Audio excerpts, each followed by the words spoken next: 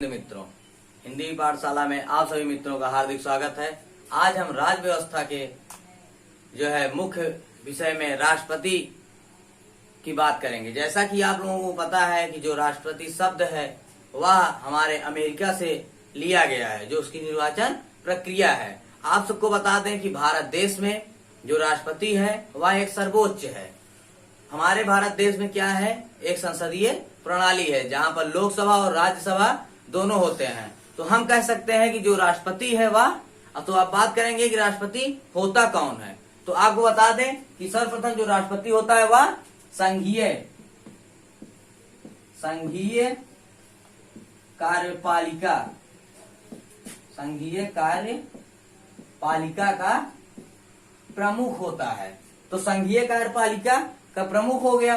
अब इसके बाद यह संघीय जो कार्यपालिका है वह किन किन चीजों से मिलकर बनती है। तो आपको बता दें संघीय कार्यपालिका जो है वह राष्ट्रपति और मंत्रिपरिषद से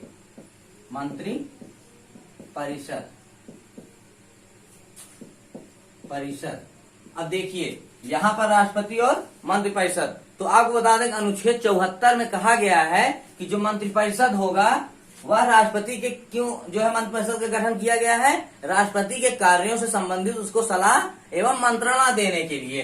तो अनुच्छेद 74 के जो है हमारे भारत संविधान अनुच्छेद 74 में प्रावधान है कि मंत्रिपरिषद जो है किसको सलाह देगी, राष्ट्रपति को। तो अब मंत्रिपरिषद का प्रमुख कौन होता है, तो आपको बता दें मंत्रिपरिषद का प्रमुख कौन होता है, प्रधानमंत्री होता है। तो आप लोगों को यह भी पता होगा कि जो हमारा राष्ट्रपति होता है उसके पास औपचारिक संघीय कार्यपालिका की शक्ति होती है और वास्तविक शक्ति किसके पास होती है, प्रधानमंत्री के पास होती है। और आप लोग यह जानते हैं कि हमारे यहाँ जो राष्ट्रपति होता है वह सर्वोच्च होता है। ठीक उसी प्रकार जिस प्रकार ब्रिटेन में रानी मतलब क्राउन होता है, लेकिन जैसे ब्रिटेन में औपचारिकता होती है क्राउन की, कोई भी चीज जो है बिना उसके सिग्नेचर के हस्ताक्षर के पास नहीं होता है।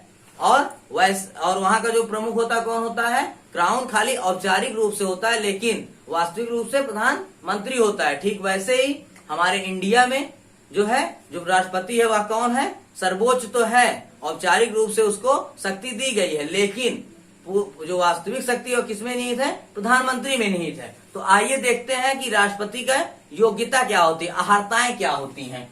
तो अब हम देखेंगे कि राष्ट्रपति बनने के लिए अहर्ताएं क्या होती हैं, उसकी योग्यता क्या होनी चाहिए, क्या हर व्यक्ति जो है राष्ट्रपति बन सकता है। तो आपको बता दें कि योग्यता तो देखिए पहला जो इसकी कंडीशन है, आप सब जानते हैं कि राष्ट्रपति वही बन सकता है भाई जो नागरिक होगा। तो पहला कंडीशन क्या हो गया कि वह व्यक्ति जो भारत का नागरिक हो। तो पहला क्या हो गया, भारत का नागरिक हो। और उसके बाद दूसरी कंडीशन क्या हो गई, वह 35 वर्ष पूर्ण कर चुका हो। दूसरा आ गया आयु की बात, 35 वर्ष क्या कर चुका हो, पूर्ण कर चुका हो। फिर तीसरी कंडीशन क्या हो गई कि वह पागल एवं दिवालिया न हो, पागल एवं दिवालिया न हो। अब इसके बाद बात आती है कि चौथा, तो चौथा आपको बता दें कि राष्ट्रपति पद का जो उम्मीदवार होगा वह जो है लोकसभा के सदस्य के बराबर जो है अपने पास क्या रखता हो, योग्यता रखता हो। मतलब कि सदस्य निर्वाचित होने की योग्यता उसके पास होगी किसकी, लोकसभा की, तभी वह राष्ट्रपति पद के लिए नॉमिनेट कर सकता है। तो पहला क्या हो गया, लोकसभा सदस्य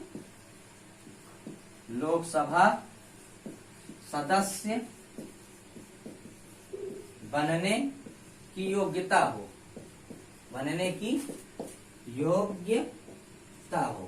अब कंडीशन आ गई है कि जो राष्ट्रपति है क्या वह एक साथ 2 पदों पर रह सकता है। तो आपको बता दें कि हमारे यहाँ जो राष्ट्रपति होगा वह किसी भी सरकारी पद पर नहीं रह सकता है। कब पद पर, जब वह आएगा या जब नॉमिनेट होगा तो वह लाभ के पद पर नहीं होना चाहिए। किसी भी सरकारी पर, न वह लोकसभा का सदस्य होना चाहिए और ना ही राज्यसभा का सदस्य होना चाहिए।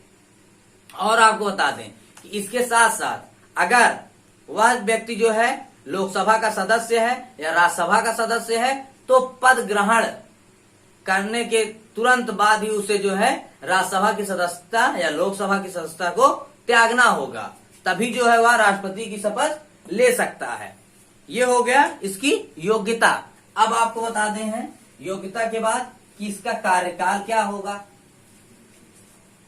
अब बात आ जाती है कार्यकाल की। तो योग्यता तो आप लोगों ने देख लिया, अब हम देखेंगे इसका कार्यकाल। कार्यकाल, अब देखिए कार्यकाल, तो आपको बता दें हमारे यहाँ राष्ट्रपति एवं उपराष्ट्रपति, तो जो उपराष्ट्रपति होता है वह कौन होता है, राज्यसभा का अध्यक्ष। जैसा कि अपने यहाँ इस समय पे राज्यसभा का जो अध्यक्ष है वह कौन है, वेंकैया नायडू जी हैं, जो कि उपराष्ट्रपति हैं भारत के, और जो है वह द्वितीय नागरिक हैं भारत के। अब उसके बाद हम देखेंगे इसका कार्यकाल। तो जो कार्यकाल होता है वह कितना होता है, 5 वर्ष। अब 5 वर्ष तो कार्यकाल होता है, लेकिन आपको यह भी बता दें कि हमारे यहाँ क्या है, महाभियोग की भी प्रक्रिया है, जैसा कि अमेरिका में है। आपको यह भी पता है कि राष्ट्रपति का जो निर्वाचन होता है वह अप्रत्यक्ष रूप से होता है, लेकिन अमेरिका में जो है राष्ट्रपति का निर्वाचन प्रत्यक्ष रूप से होता है। तो महाभियोग की जो प्रक्रिया है अपने यहाँ संविधान में किस अनुच्छेद में सम्मिलित है, अनुच्छेद 61 में। तो अनुच्छेद 61 के कारण जो है इसके ऊपर अगर किसी भी राष्ट्रद्रोह से संबंधित कोई भी अगर उसके ऊपर इल्जाम लगता है तो राष्ट्रपति को अपने पद से इस्तीफा देना होगा, लेकिन उसके साथ कंडीशन यह है कि वह जो बहुमत होगा वह पहले 1/4 कुल सदस्यों का, उसके बाद जो है जो प्रस्ताव जाएगा उसके खिलाफ, उसके बाद दोबारा जो है क्या करना होगा, फिर कुल दोनों सदनों के कुल सदस्यों का 2/3 बहुमत से वह जो प्रस्ताव है पारित होना चाहिए। पारित होने के बाद जो है उसको 14 दिन के पहले सूचना देना होता है। उसके बाद वह जो प्रस्ताव है कहाँ जाएगा, दूसरे सदन में जाएगा। अगर वहां से भी वह प्रस्ताव पूर्ण रूप से 14 जो है 2/3 बहुमत से पास हो जाता है तो राष्ट्रपति को अपने पद से इस्तीफा देना होगा। लेकिन आपको बता दें कि अपने लिए स्वयं मतलब अपनी बात को रखने के लिए राष्ट्रपति को यह अधिकार है कि राष्ट्रपति अपने बातों को वह स्वयं कोर्ट में रख सकता है महाभियोग में। अब ये हो गया। अब कार्यकाल, तो आप लोगों ने देखा कि क्या राष्ट्रपति जो है वह कौन है, भारत का प्रथम नागरिक है। उसके बाद हमने देखा कि इसका जो कार्यकाल है वह 5 वर्ष होता है, लेकिन अगर वह उसको आवश्यकता से पहले किसी भी राष्ट्रद्रोह का कुछ भी इल्जाम लग जाता है तो वह इस्तीफा दे सकता है, क्योंकि महाभियोग की प्रक्रिया हमारे भारतीय संविधान में उल्लिखित है, जिसके कारण राष्ट्रपति को अपना पद त्यागना पड़ता है, या अचानक उसकी मृत्यु हो जाती है या किसी भी कारणवश जो है उसको अपना पद छोड़ना पड़ सकता है, तो वह व्यक्ति अपना पद छोड़ देगा। इसीलिए फिर जो है उसके लिए क्या होता है, उपराष्ट्रपति जो होता है उसको भी अधिकार होता है कुछ दिन के लिए उसके पद की पूरी गरिमा जो है, शक्तियां हैं, वह उपराष्ट्रपति में निहित हो जाती हैं जब तक कि अगला कार्यकाल उसका नहीं आ जाता है। इसलिए कि बीच में जो है उसके कार्यकाल के लिए किसी अन्य व्यक्ति को नियुक्त नहीं किया जा सकता है, निर्वाचित नहीं किया जा सकता है, क्योंकि किसी भी राष्ट्रपति के निर्वाचन के लिए निर्वाचन मंडल गठित किया जाता है और कई प्रक्रियाएं होती हैं। तो आइए अब देखते हैं कि राष्ट्रपति का वेतन। तो आपको बता दें कि राष्ट्रपति का जो वेतन है अपने प्रेसिडेंट का वह कितना है, 5 लाख। कितना है, 5 लाख रुपए। और उसके बाद फिर वाइस प्रेसिडेंट का मतलब उपराष्ट्रपति का कितना है, 4,50,000 रुपए। तो आपने देखा कि वेतन, लेकिन यह 2018 का जो वेतन है वह 5 लाख और 4,50,000 रुपए है। इसके पहले जो राष्ट्रपति का वेतन कम हुआ करता था।